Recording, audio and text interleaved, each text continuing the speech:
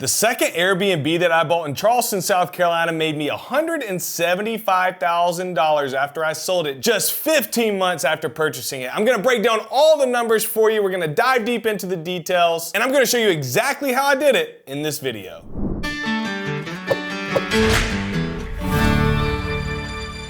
So it's completely true. In 2021, I bought the second Airbnb that I have ever purchased on Seabrook Island. It's in Charleston County, South Carolina, and I bought it for $287,000. Now, to give you a little bit of backstory, I thought that I had ridiculously overpaid for this property. You see, in 2019, I had bought my first Airbnb, also on Seabrook Island, literally right across the street from this second one that I bought.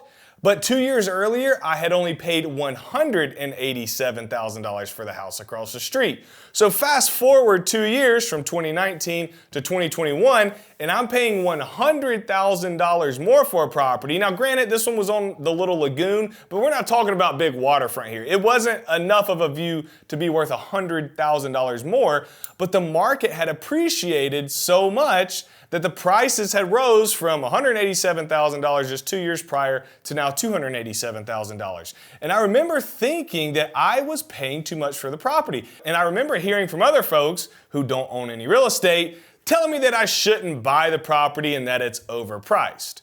Well, lucky for me, I know what I'm doing. These people who don't buy real estate don't. And so I went ahead and ran the numbers on the property anyways, although my emotions and my first thought was, this won't make sense. Well, what do you know? After accumulating all of my data, so what the purchase price was going to be, my mortgage, my interest rate, my taxes, my insurance, my HOAs, all of that, plugging it into my rental property calculator, it spit out that it was actually one heck of a deal.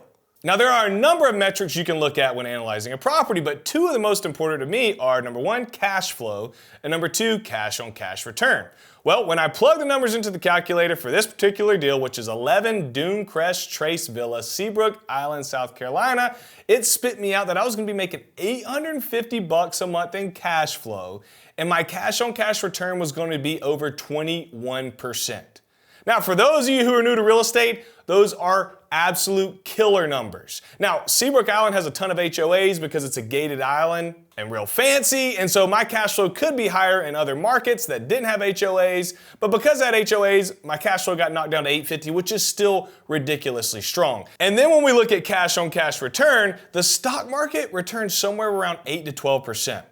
And so I can buy this property, leverage it, and get over 21% cash on cash return without factoring things like tenant buy down as well as tax benefits. So that 21% cash on cash return is probably upwards of 30. And so these are what's called just year one pro forma. And so I look at year one and I say, man, this is pretty darn good for year one. And we know over time based on data that rents are going to increase over time. So I said, this is only going to get better from the cash flow perspective. And then from the appreciation perspective, bro, we are on a gated island in Charleston, South Carolina, one of the top tourist destinations in the entire country. And so I said, I gotta go for it. Now, some of you are thinking, how did you find a house for $287,000 on this gated island that you claim is so pretty? Well, look it up for yourself. Seabrook Island is pristine. There's multi-million-dollar houses that sell for well over $10 million on the water. But what I did is I literally found, no joke, the ugliest street on the island. There is one street that has what I call our tree house style tree. They're these little octagon-shaped houses, and I believe there's around 15 of them total on the island. And although they don't look good, I was buying for location, location, location. You've ever heard the old saying, buy the worst house on the best street? Baby, we bought the worst house, worst street in the entire island. But guess what? We were still on the island and we were still less than half a mile from the ocean. So as this story progresses, and by the title of this YouTube video, you've realized that it worked out for me in the end. Not only was it a great deal for me while I was owning it, just told you I was making $850 a month in cash flow with over a 21% cash on cash return, but I also ended up selling it just 15 months later and made a $175,000 gross profit. Now you may start by asking, why did you sell this property if it was such a good deal? Fantastic question.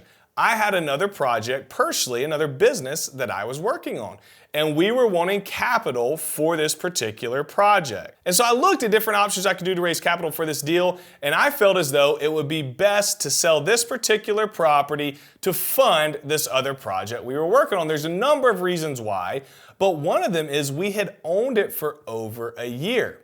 So when you own rental properties for over a year, currently there's legislation that says you are capped at what the government calls long-term capital gains. So if I would have bought this property in 2021 and sold it before I had owned it at least 12 months, I would have had to pay short-term capital gains, which is just taxed at your ordinary income rate, whatever taxes you pay when you get your check, whether it's W-2, you're self-employed, whatever the case may be. But when you own real estate for over a year, you're capped at long-term capital gains, and those stop at 20%. Well, I have a very high income, so my ordinary income rate is very high. And so whenever I can take advantage of tax benefits of real estate, which there's so many of them, I do. I knew that if I sold this property, I wouldn't get hammered with close to 40% in taxes. Instead, I would only have to pay half of that at 20%. I knew I'd gained a lot of equity in this house, and that I was gonna be able to put the profits to good use in this project that I was working on. So out of this $175,000 gross profit that I made, I want to walk you guys through how much I actually took home. So I've told you we bought this property for $287,000 in April of 2021. We closed on it and sold it for $460,000 in July of 2022. That leaves us with around $173,000. I think I said 175, but we're somewhere in that ballpark, $173,000 to $175,000 of gross profit. But obviously, I didn't take all that home. So after everything we factor in, I want to break down what came into my pocket at the end of this sale. So we sold the home at $460,000.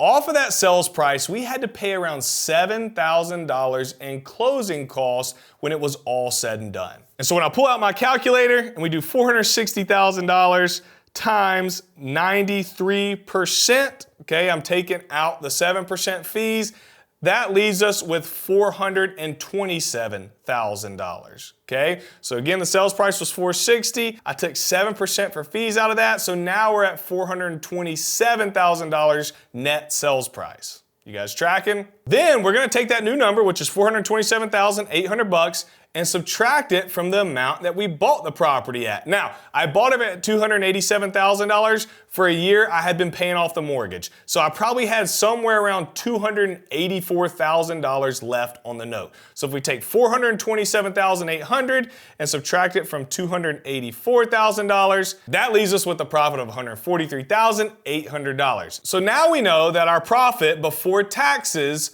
on the sale of this home was $143,800. So now we have to take out our 20% for taxes that I was talking about on those long-term capital gains to give us our true net income on the sale of this home. So I'm going to take $143,800 and I'm going to multiply it by 80%, and that leaves us at $115,040 in net profit. But we're not done yet. While owning this property, we put around $20,000 worth of work into it. Now, if we would have kept it as just a rental, probably wouldn't have had to do so, but because we were flipping it, there were things that we wanted to get taken care of so that it would sell faster. So when I subtract $115,000 from the $20,000 worth of work we put in it, that gives us $95,000. Now you may be thinking, okay, so you made $95,000 on the sale of this home. Well, we actually get to add some more money back into this deal. If you remember back earlier in this video, I told you that for 15 months, we were making $850 a month in cash flow. And so when I add in the cash flow that I've been making every month, which cash flow just means what's left over and comes into my bank account after I take my rent and pay off all my expenses, mortgage, taxes, insurance, everything. And so I had $850 every month left over. When I take $850 and I multiply it by 15, that gives me $12,750. When I add that to my $95,000 profit that I just mentioned before, that gives us a net of $107,790 that we made on this property by owning it for just 15 months. Guys, deals like this happen all the time. This isn't just a unicorn. Is this a great deal? Absolutely, it's a great deal. I had to hit what I call in baseball terms a lot of singles, so not home run deals, to run into this one. But the point is, I got started by hitting singles, which then allowed me to run into this home run deal. But you can't do deals like this if you don't do deals at all. And so I want to encourage you, if you're still sitting on the sidelines, it's time to start buying real estate. If you look for centuries, it's been making people wealthy for a very, very long time. You buy it, you hold it, you sell it. It makes you very wealthy. And it's not speculative. That's the great thing about it. It's proven over and over and over again. And maybe you have already bought some properties, but you haven't quite scaled yet. You're at a stalemate. Let's get to going. Let's ramp it up. Start putting those properties into your portfolio so you can allow good things like this deal I had happen to me happen to you. So 2 things I want to ask of you guys. If you're ready to start learning how to buy real estate and do it the right way and be able to do deals like I just did on this one, click the link below, set up a time to talk with myself or our team. We'd love to talk to you, see if we're a good fit to help you start growing your portfolio. And second, subscribe to our channel. We're putting out tons of content like this all the time. I want you to be notified when we release a video so that you can continue to take in this education and then go apply it in your life so that you can grow extreme wealth, change your life, change your family tree forever. And if you've already subscribed and you hadn't seen one of these 2 videos yet, check them out. I'm sure they'll help you. That's what they're there for. Thank you guys for joining this video. I'll see you next time.